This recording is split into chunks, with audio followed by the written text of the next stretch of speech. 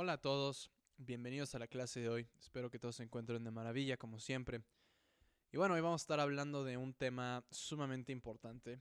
Yo sé que siempre que empiezo una clase digo que es un tema importante porque pues todos los temas que estoy tocando son importantes. Pero bueno, este es sumamente importante porque vamos a estar hablando de la relación entre el mundo análogo y el mundo digital, digamos que en el audio, ¿no? Entonces es sumamente importante hoy en día esta relación. Es indispensable en nuestra época moderna, ¿no? ¿Por qué? Pues podríamos empezar por tratando de pensar qué cosa sería audio análogo y qué sería audio digital, ¿no? Entonces comenzando por desde lo más superficial, podría ser con los equipos, ¿no? O sea, por ejemplo, si pensamos en análogo, podríamos pensar que una mezcladora es análoga, ¿no? Que la señal eléctrica es análoga, ¿no? Eh, que nuestra grabadora de cinta es análoga también, ¿no? Entonces, claro que ¿qué sería digital? Pues si ya conocemos, por ejemplo, nuestros celulares, nuestras computadoras, nuestras softwares de edición de audio son digitales, ¿no? Porque están dentro de la computadora. Entonces, por ejemplo, Pro Tools, nuestra estación de audio digital, o Ableton, todas estos programas son digitales, ¿no? Entonces, estos son dos mundos totalmente diferentes y ahí vamos a hablar de la relación. Entonces, la clase de hoy se llama ADDA. Si se preguntan qué significa, es análogo digital, digital análogo. ¿Y por qué está así? Porque vamos a estar hablando de los convertidores. Entonces, sin nada más que decir, empecemos la clase. Entonces, es AD porque vamos a primero, si vemos nuestra cadena de grabación, claro que, bueno, si comenzamos otra vez desde el micrófono, vamos a pasar a la preamplificación, de la preamplificación vamos a entrar a la consola, de la consola vamos a hacer procesamiento de señal, y de procesamiento de señal vamos a pasar a nuestros medios donde vamos a estar grabando, ¿no? O donde vamos a, en pocas palabras, almacenar nuestra información, ¿no? Entonces hay dos formas de almacenar nuestra información. Una sería análogo, completamente o 100% análogo, que sería la forma de la vieja escuela, que es con cinta, ¿no? Entonces directamente nos iríamos en cinta y bueno, de la cinta ya sería un proceso de, bueno, pues ya distribución, ¿no? Pero eso ya no es el punto del curso. Ahora, si queremos actualizarnos al día de hoy, a la era moderna y al audio moderno, vamos a necesitar grabar todo esto reemplazando la cinta por nuestra computadora y nuestros programas, por ejemplo, Pro Tools, ¿no? Entonces, claro que aquí tiene un proceso diferente porque ahora tenemos nuevos bloques en nuestra cadena de grabación. Estos son los convertidores análogos digitales, digitales análogos, ¿no? Entonces, estos serían, por ejemplo, una vez que salimos de nuestro procesamiento de señal, entraríamos a nuestro convertidor análogo digital eh, para luego ser procesado digitalmente en nuestro Pro Tools, pero luego tendría que volver a ser procesado de nuevo a análogo. ¿Por qué?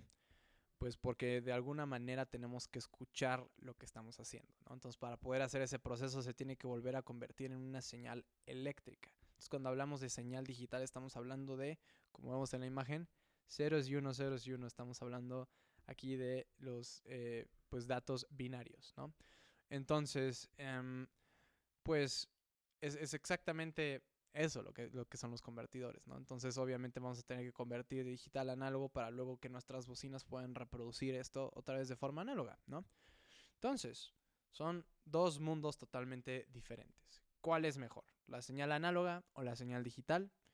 Ninguna de las dos. Las dos son sumamente importantes si queremos grabar en nuestra época moderna, ¿no? Entonces, se ocupan las dos porque son necesarias para la grabación en estos tiempos, ¿no? Podríamos decir que son dos mundos diferentes que no se entienden el uno al otro, pero para eso están nuestros famosos convertidores de señal análoga a digital, digital análoga, ¿no?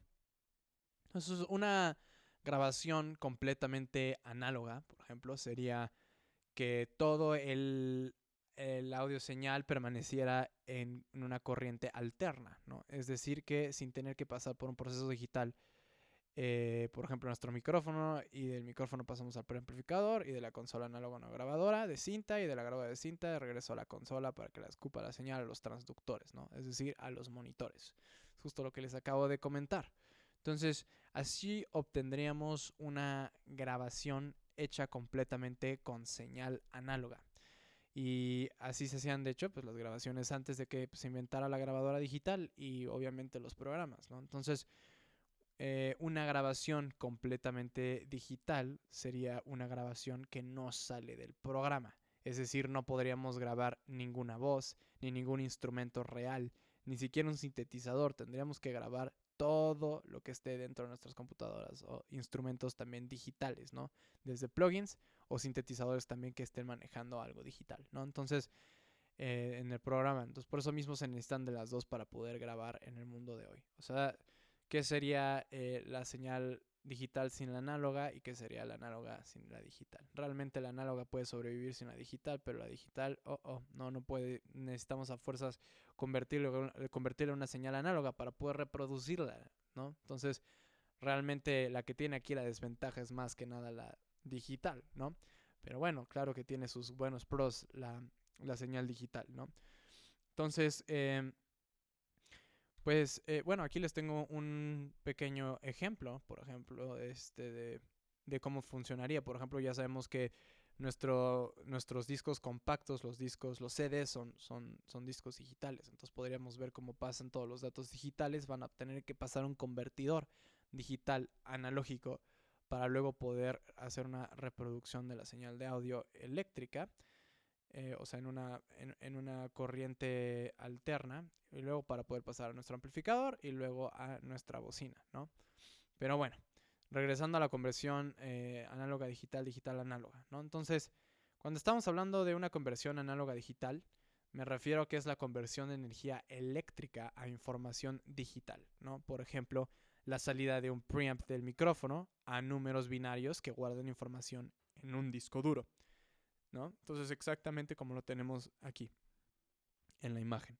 Señal análoga, representación numérica, o sea, niveles de voltaje que van a pasar a ser codificados y luego van a pasar a ser simplemente palabras binarias, 0, unos, ceros y unos, que al final de cuentas nos van a dar un cierto resultado, ¿no?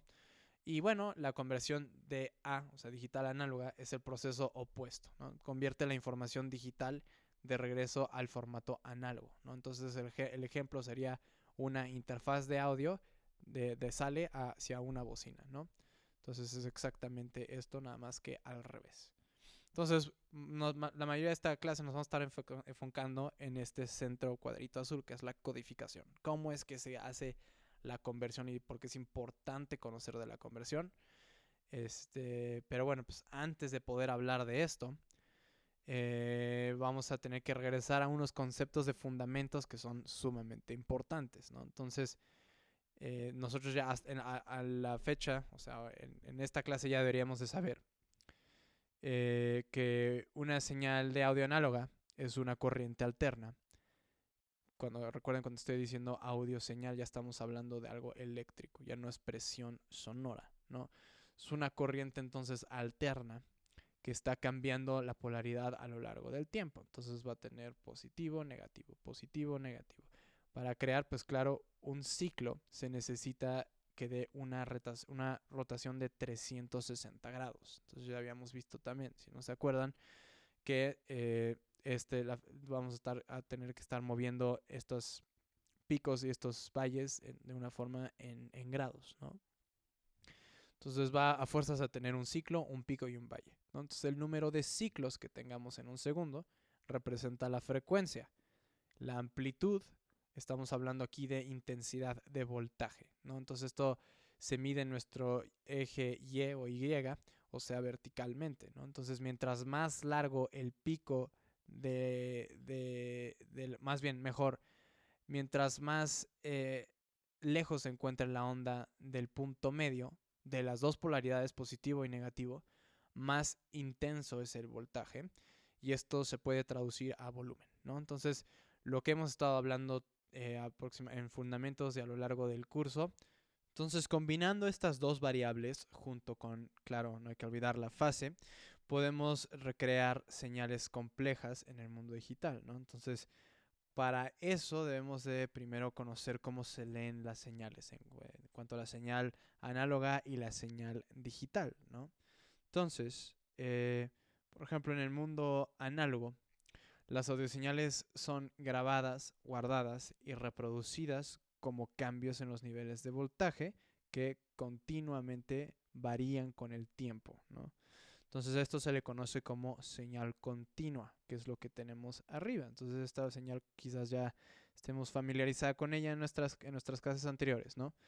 Entonces el funcionamiento de sus datos varía de forma continua y puede llegar a tomar valores infinitos, ¿no? Entonces a esta señal se le conoce como continua y significa que conforme avanza en el tiempo, la señal adquiere valores dentro de un intervalo continuo. Entonces puede sonar confuso. Si les puedo dar yo un ejemplo que les puede ayudar aquí a entender a lo que me estoy refiriendo. Entonces un ejemplo de la señal continua puede ser el cambio de la temperatura a lo largo del día, ¿no? Entonces durante este proceso el cambio es de manera continua, ¿no? Entonces si la temperatura pasa de 11 grados a 12 grados, no lo hará de un solo salto, ¿no? Sino es de manera continua por valores intermedios. Sería 11.11 primero, 11.1, 11.2, bla, bla, bla, 11.8, 11.9, hasta que llegamos a los 12. Entonces eso podríamos decir que es un proceso continuo, ¿no? Entonces en el mundo digital no funciona de esta manera. La grabación digital funciona tomando capturas o muestras de una señal análoga periódicamente. Luego calcula cada una de estas muestras y las agrupa en valores binarios, o sea, palabras, que representan los cambios en los niveles de voltaje. A esto se le conoce como una señal discreta, ¿no? Entonces, en la electrónica digital, donde las variables solo pueden ser valores enteros, teniendo siempre, pues, por ejemplo, un estado definido, o sea, ceros y unos, ceros y unos. A esta señal se le conoce como señal discreta. Entonces, eh, un ejemplo que aquí les puedo dar para la señal discreta es, digamos que contemos la gente que entra al Oxxo, ¿no? Entonces, si entran 5 personas, vamos a poder contarlas. Si entran 10, 15, 14, pues claro que las vamos a poder contar sin ningún problema. Y no podría, por ejemplo, entrar una persona. No pueden haber en el Oxxo 3 personas y medio, ¿sabes? O sea, ¿cómo diablos tendríamos una persona a la mitad? Entonces es exactamente lo mismo, el mismo razonamiento, pero en el mundo análogo. Son valores enteros, no existen valores intermedios, ¿no? Entonces, es exactamente el mismo ejemplo, ojalá les haya funcionado algo. Pero bueno, siguiendo la clase, hay algunos factores que determinan la calidad de la conversión, ¿no? Entonces, los tres más importantes son sample rate, que es la frecuencia de muestreo, bit depth, que es la profundidad de bits, y el formato de audio, ¿no? Comprimido o descomprimido. Entonces, el proceso para hacer esta conversión es más que nada el sampleo, que es el componente de tiempo, y la cuantización, que es el componente del nivel de señal, ¿no? Entonces, esos son los que más que nada nos vamos a estar enfocando en esta clase. Entonces, ¿por qué no comenzamos con una de las más importantes? Sample rate, o frecuencia de muestreo, ¿no?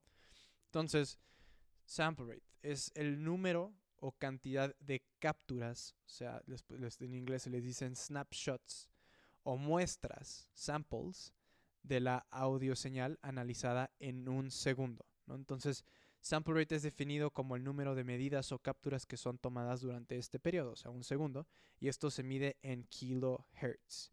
Entonces, kilo es igual a 1000. Entonces, ya quedamos con eso desde hace mucho. Entonces, un sample rate de, por ejemplo, 44.1 kilohertz significa que la señal analizada será sampleada 44.100 veces en un segundo.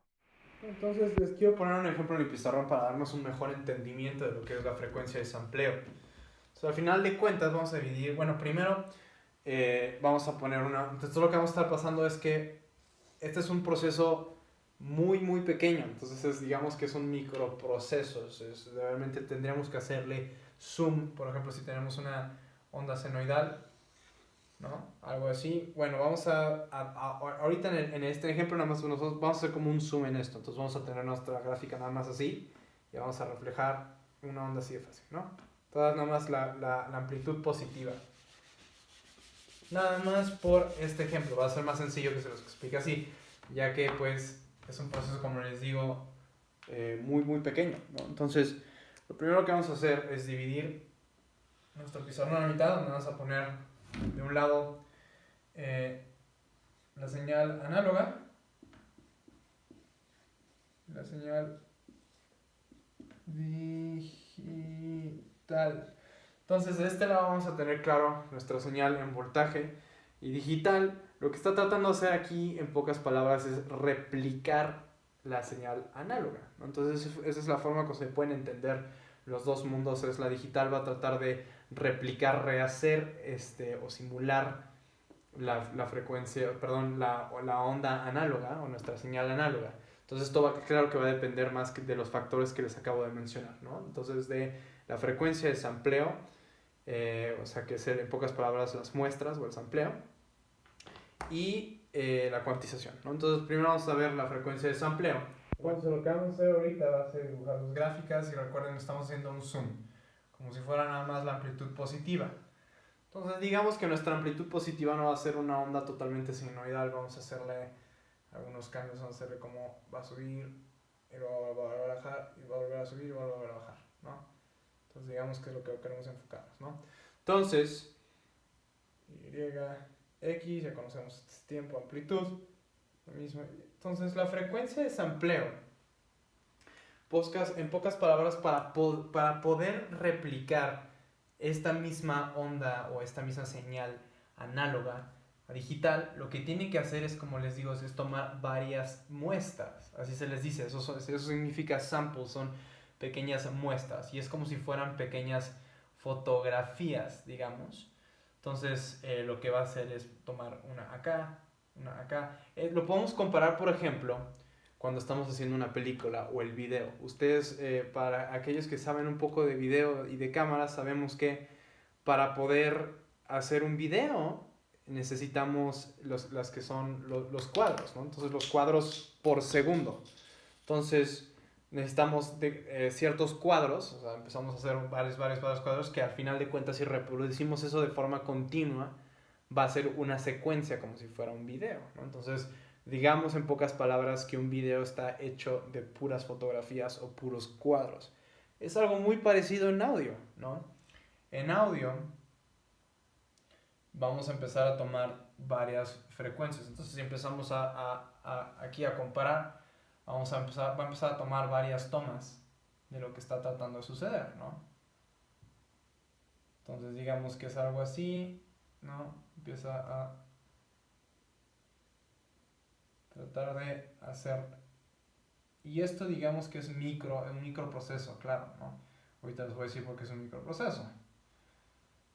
Entonces, esta es la forma como estamos rehaciendo o recreando la onda. Como acaban de ver, lo que fueron tomadas varias capturas, ¿no? Entonces es como, ok, aquí. Entonces, ¿qué tiene cada captura? Tiene información y más que nada sobre la amplitud, ¿no? Entonces, va a tener mucha información. Cada una de estas las va a analizar. La computadora se va a frenar y va a analizar esta y luego va a analizar esta. Esto es en claro que en cuestión de milisegundos. Esto es demasiado rápido, todo este proceso, ¿no? Entonces, ¿por qué es importante que sea un microproceso? Porque, como les dije, esto al final de cuentas se mide en kilohertz y por eso se llama frecuencia de sampleo o, bueno, frecuencia de muestreo, ¿no? Entonces, ¿recuerdan cuando les había hablado en fundamento sobre la palabra frecuencia? ¿Cómo la íbamos a estar aplicando en otros lados en audio? Bueno, aquí este es un gran ejemplo cómo vamos a estar utilizando la frecuencia de muestreo o sample rate como una forma diferente. Aquí no estamos hablando tanto de tonalidad, estamos aquí hablando de lo que es frecuente. Entonces lo dice el nombre, es frecuencia de muestreo. ¿Qué tan frecuente vamos a hacer una captura? Entonces, si estamos hablando de sample rate, si acabamos de decir, un sample rate muy común de utilizar es, por ejemplo, 44.1 kilohertz. Bueno, déjense los vuelvo a poner bien porque eso de escribir de lado está cañón. 44.1 kilohertz.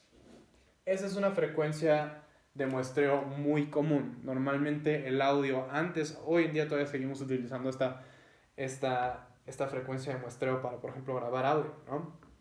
Pero esto nos está diciendo en pocas palabras, recuerden que kilo es 1000, entonces nos está diciendo que la frecuencia de muestreo se está tomando, qué tan frecuente va a estar tomando capturas. Bueno, va a estar tomando 44.100 capturas por segundo. Por eso le estoy diciendo que es un micro. Esto no es como se los acabo de dibujar, esto es algo así, ¿no? Y, o sea, cada una de estas muestras más pequeño que esto todavía, y esto es lo que va a estar haciendo. ¿Por qué?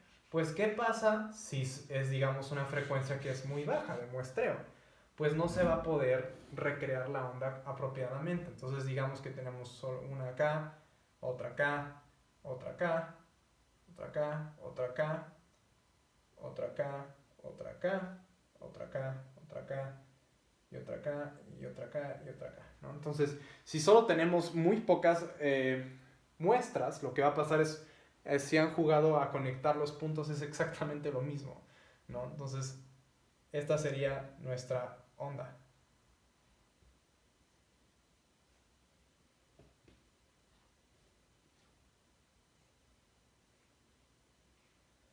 Entonces, como vemos, no es muy parecida que digamos, esto totalmente va a sonar a distorsión, esto va a sonar muy mal, ¿no? Porque no está bien hecha, no está bien sampleada, bien muestreada, ¿no? Entonces, por eso mismo es que necesitamos de ciertas frecuencias de muestreo tan altas, por tanto que llegamos que son 44.100 muestras por segundo, y esa es la configuración más baja, ¿no? Entonces, ahorita les voy a explicar un poquito más.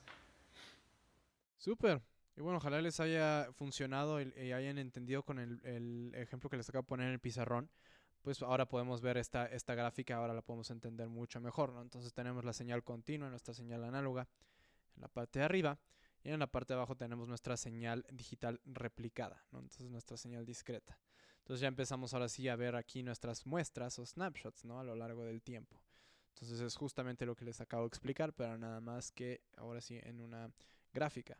Entonces, estos puntos, estas capturas, son snapshots que son, en pocas palabras, es cuando se van a encontrar congeladas en el tiempo, ¿no? Entonces, mientras que estas capturas, snapshots, se encuentran congeladas en el tiempo, el convertidor hace un proceso para determinar el nivel de voltaje de la señal analizada.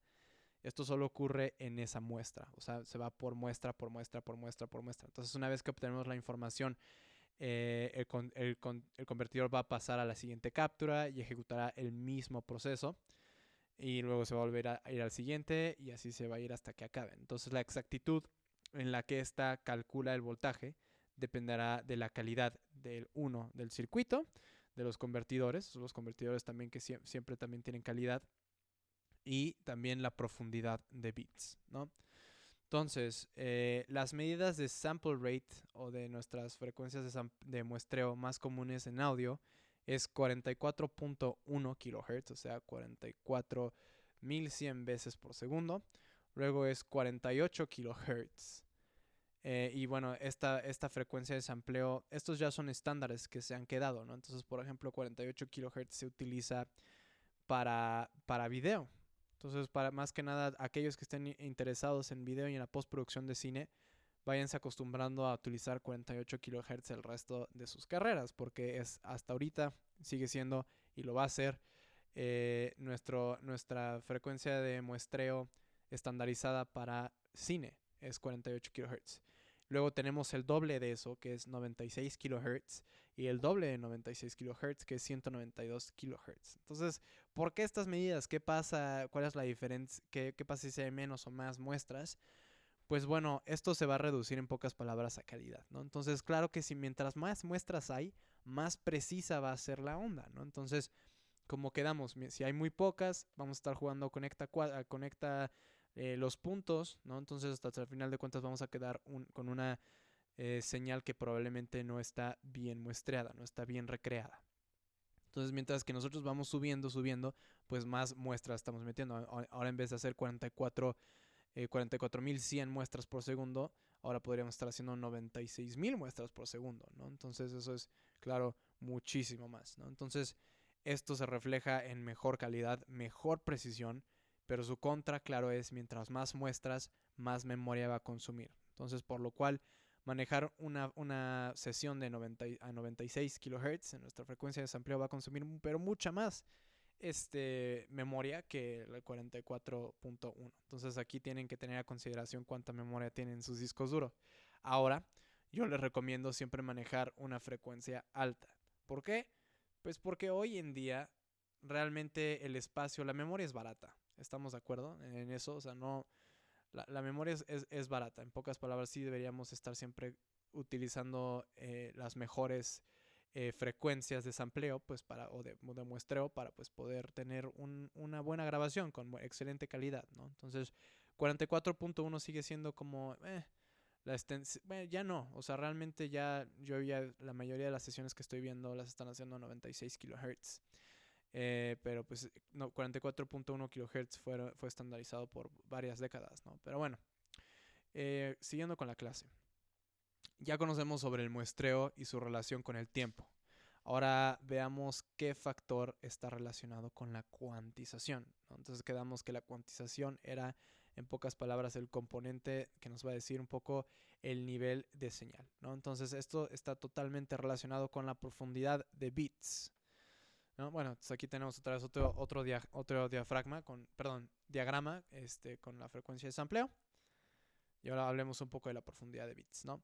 Entonces, la profundidad de bits representa la amplitud en el proceso del sampleo, ¿no? Entonces, se utiliza para traducir los niveles de voltaje que fueron muestreados en puntos discretos en el tiempo, ¿no? Entonces, como les dije hace ratito, ¿no? Mientras que estas capturas están congeladas, el convertidor va a hacer este proceso para medir el nivel de voltaje. Entonces aquí estamos hablando en pocas palabras del bit depth, nada más que se los estoy explicando ahorita con más detalle, ¿no? Entonces vamos a utilizarlo para traducir los niveles de voltaje que fueron mezclados en puntos discretos en el tiempo. El convertidor determinará el nivel del voltaje exacto de cierto snapshot o muestra y luego lo traducirá a un conjunto de números binarios en grupos que formarán una palabra. Entonces, en el mundo digital, cuando digo una palabra, nos estamos refiriendo aquí a una combinación de bits, ¿no? Entonces, para aquellos que no saben cómo funcionan las computadoras, las computadoras utilizan un sistema binario, ¿no? Entonces es como funciona, solo tienen dos valores. Es lo único que pueden entender una computadora, es el sistema binario. Es un sí o un no. Es una puerta abierta o es una puerta cerrada. Está encendido o apagado. Es positivo o negativo, ¿no? Entonces solo hay dos valores. Para la computadora está representado en 0 y 1, o 1 o 0, ¿no? Entonces son los únicos dos valores que existen en la computadora y es lo único que entiende, son ceros y unos, ceros y unos, ceros y unos, nada más, ¿no? Entonces, la combinación de estos valores crean lo que se llaman bits, ¿no? Entonces, por ejemplo, un bit, que es simplemente un espacio que puede ser ya sea un 1 o un 0, pero no pueden ser los dos al mismo tiempo. O sea, o es un 1 o es un 0, como les digo, está encendido o está apagado. No pueden ser encendido y apagado al mismo tiempo, ¿no? Entonces, eso se le llama un bit. Y un bit puede tener dos valores, ¿no? O puede estar prendido o puede estar apagado. Ahora, 2 bits, y de hecho bits es simplemente una abreviación a binary digits, ¿no? En pocas palabras, un dígito binario, es lo que significa. Entonces es literalmente una abreviación de lo que estoy diciendo. Pero entonces 2 bits, lo que nos está diciendo es que ahora puede tener 4 combinaciones diferentes, ¿no? Entonces ahora, ¿por qué 4? Pues porque 2 bits puede ser 0, 1, o 1, 0, o 0, 0 y 1, 1. Entonces ya empezamos a hacer combinaciones un poquito más complejas, ¿no? Entonces ahora tenemos 3.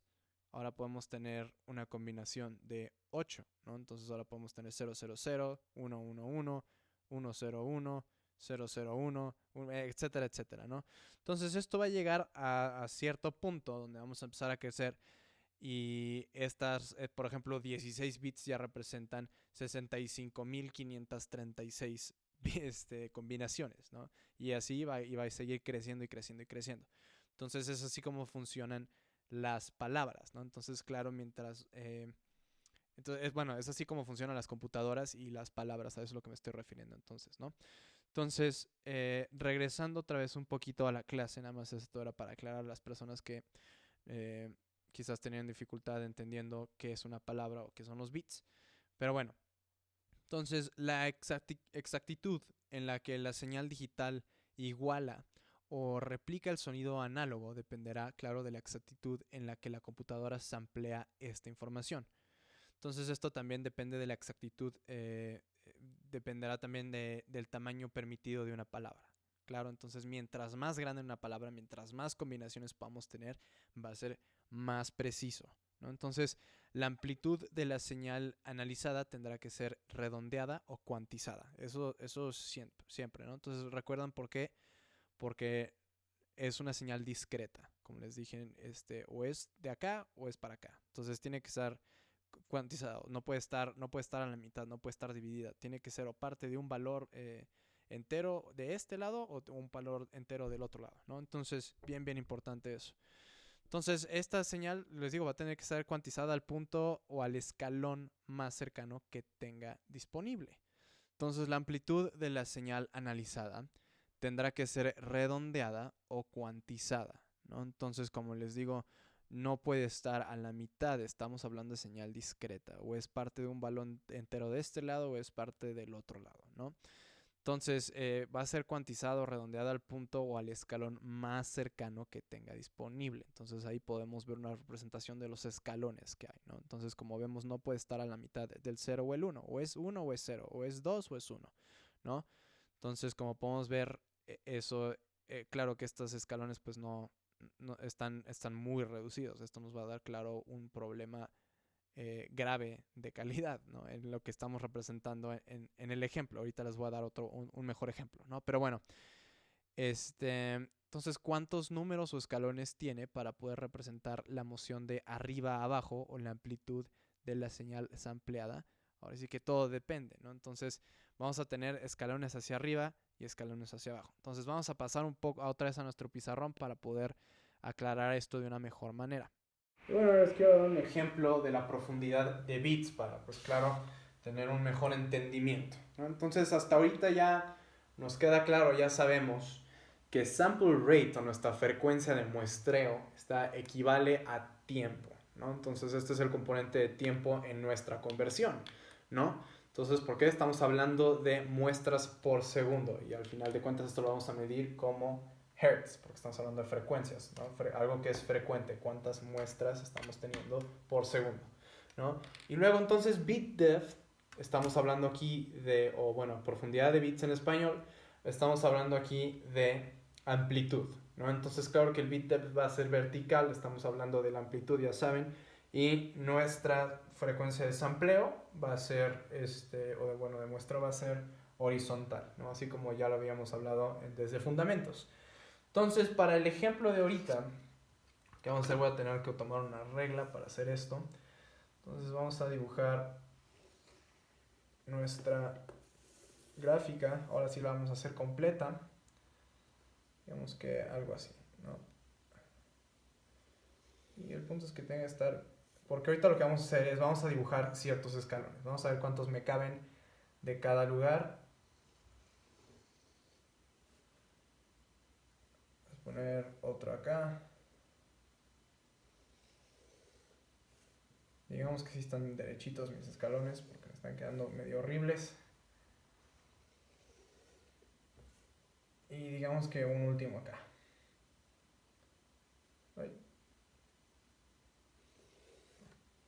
¿No? No estamos hablando aquí de 1, 2, 3, 4, 5 escalones para arriba, por lo cual vamos a hacer 5 para abajo, ¿no?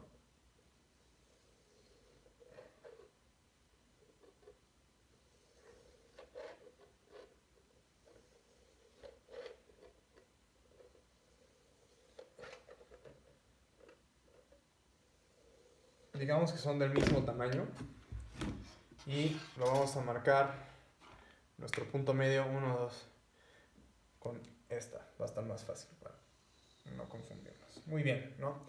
Entonces ya quedamos que esta va a ser, en pocas palabras, nuestra línea X. Eje X va a ser sample rate.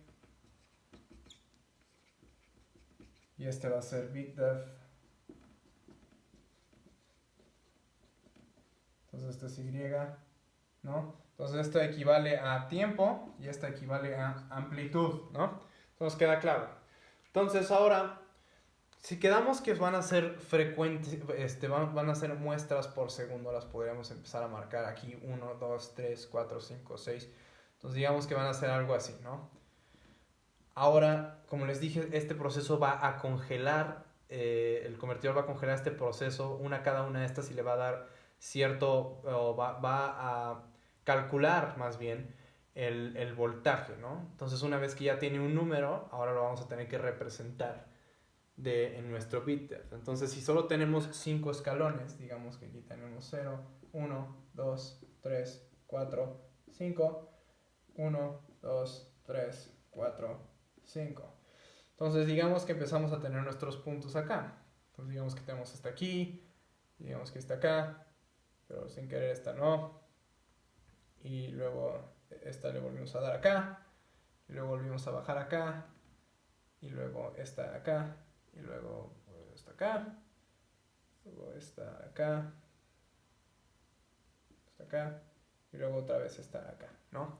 Entonces, como podemos ver, hay varias de estos puntos donde sí le dimos, por ejemplo, aquí estamos bien, aquí vamos a empezar a hacer esto, vamos a empezar a representar ahora sí por sus, como lo haría la computadora, ¿no? Entonces, en pocas palabras, esta es la señal que tenemos muy pocos puntos, ¿no? Para poder empezar a trazar esto. Pero es exacto, lo que me quiero ahorita enfocar es nada más en esto. Entonces, los escalones, como les digo, es un proceso de cuantización, por lo cual los números que sean decimales van a tener que ser cuantizados a fuerzas al escalón más cercano que tengan. Por ejemplo, si este sí fue un 1, no tenemos problema, ¿no? Pero claro que si este fue 1.8, digamos en voltaje, entonces esto se va a tener que a fuerzas cuantizar a 2. Y 3 aquí está bien, acá otra vez. Entonces digamos que este es 1.6, entonces se va a tener que cuantizar hasta acá, ¿no? Entonces todos esos puntos, este es el proceso de la cuantización. Al final de cuentas, lo que va a quedar aquí va a ser esto. Perdón, lo que va a acabar haciendo aquí es esto, ¿no? Entonces,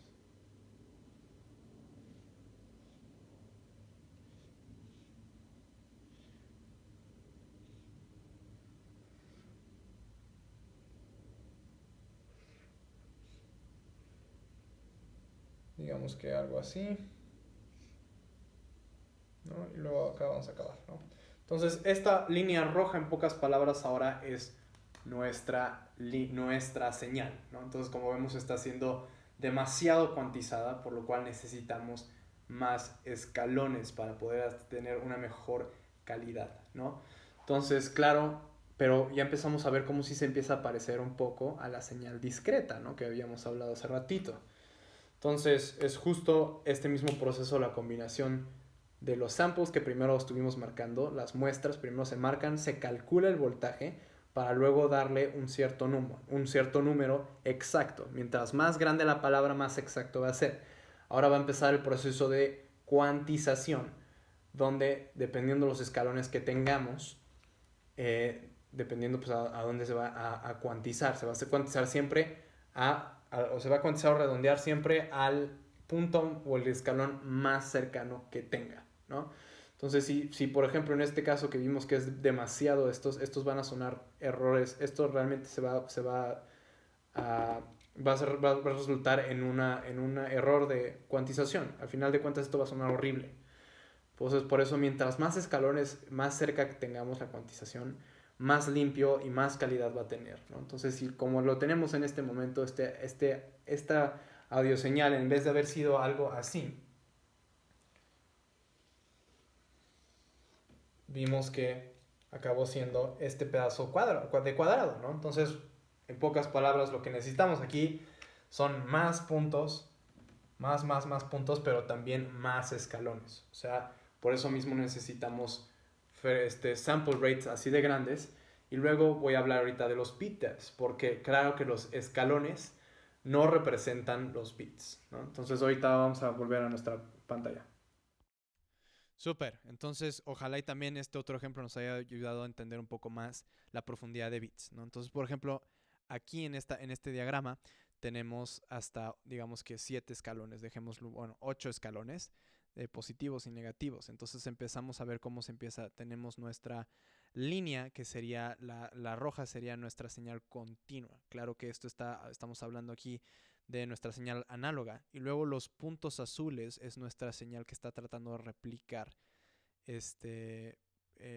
nuestros convertidores, ¿no? Entonces, como vemos, claro que tiene un juego de los puntos, que son nuestras muestras por segundo, y luego nuestra información en cuanto a la amplitud, o sea, que está tratando de simular el voltaje, y como les digo, esto se va a tener que cuantizar a los escalones. Como podemos ver en la imagen, todos están cuantizados en la imagen, y si vemos la línea roja está a la mitad, las crestas y los valles, o sea, realmente estos puntos pues están mal, ¿no? Entonces tuvieron que cuantizar de una forma muy agresiva, por lo cual esto va a resultar en una onda cuadrada, vamos a tener distorsión armónica y no va a sonar nada bien.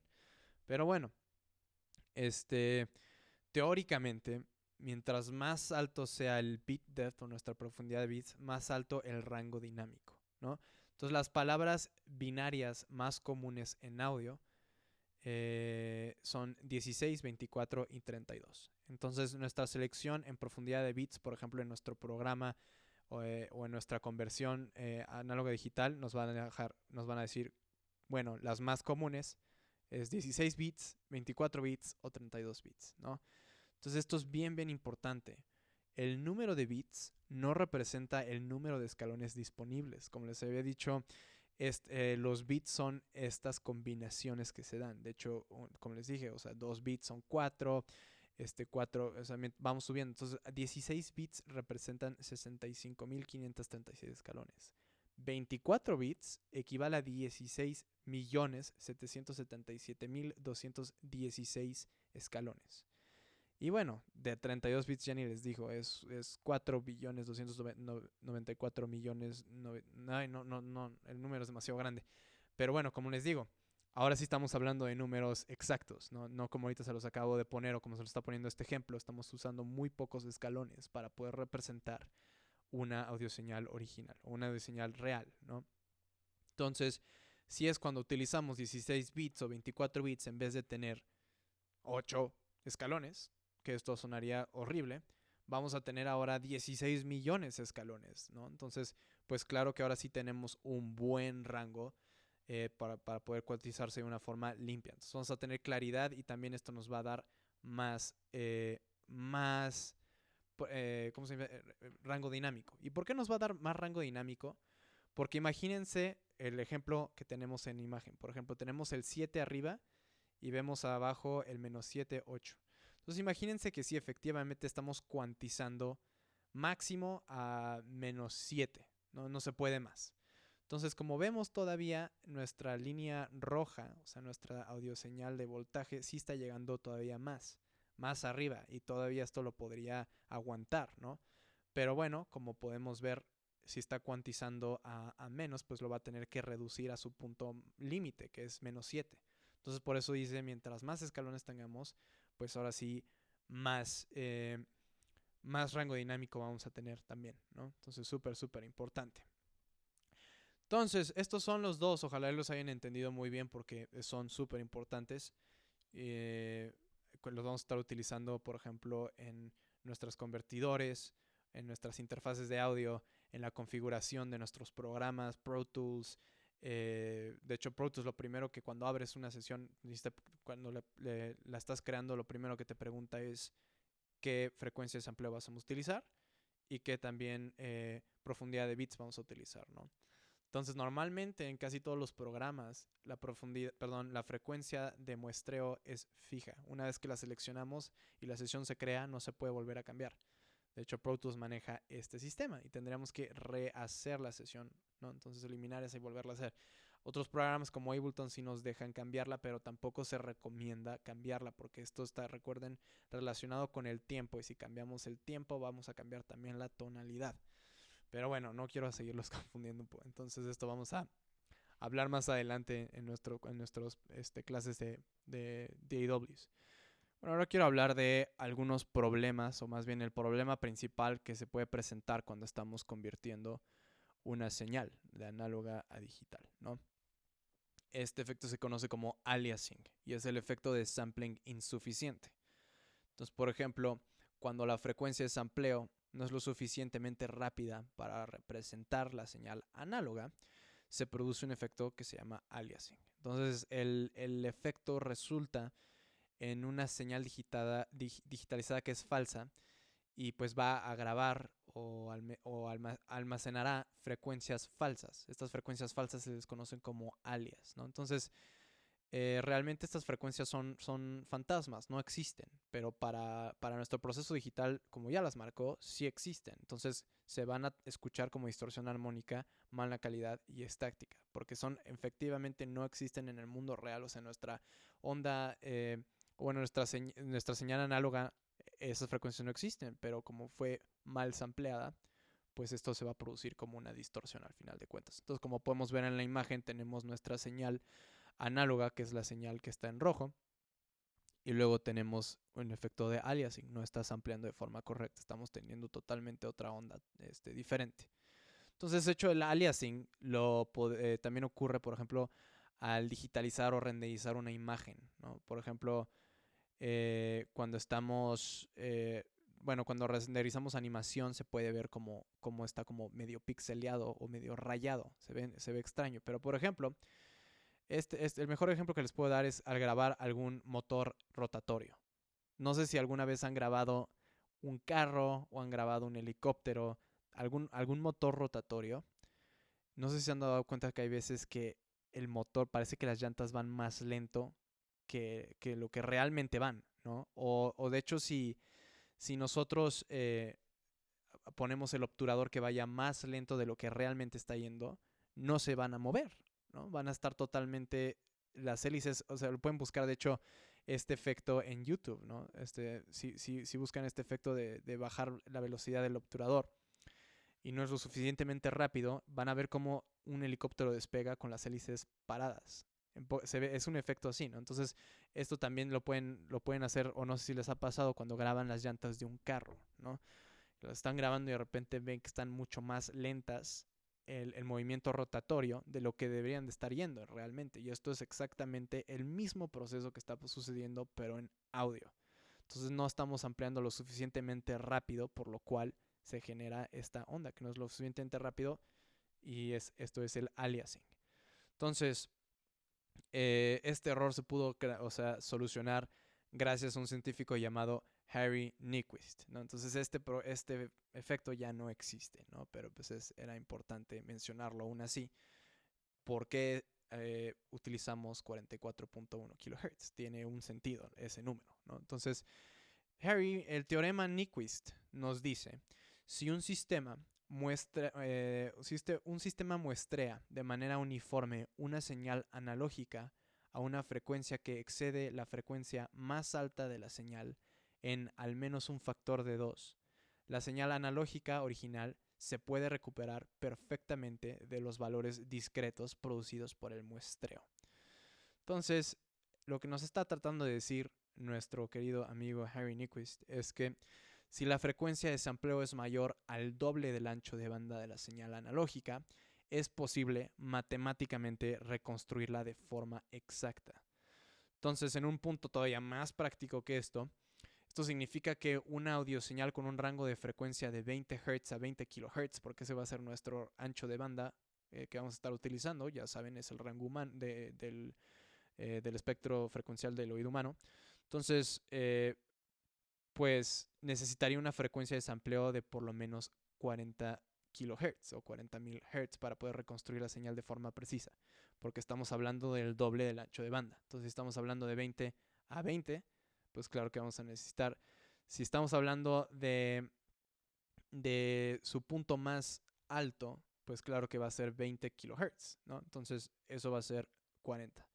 Ahora, si el doble de ancho de banda sería 40 kHz, entonces ¿por qué diablos estamos utilizando una frecuencia de sampleo de 44.1, que es la estándar.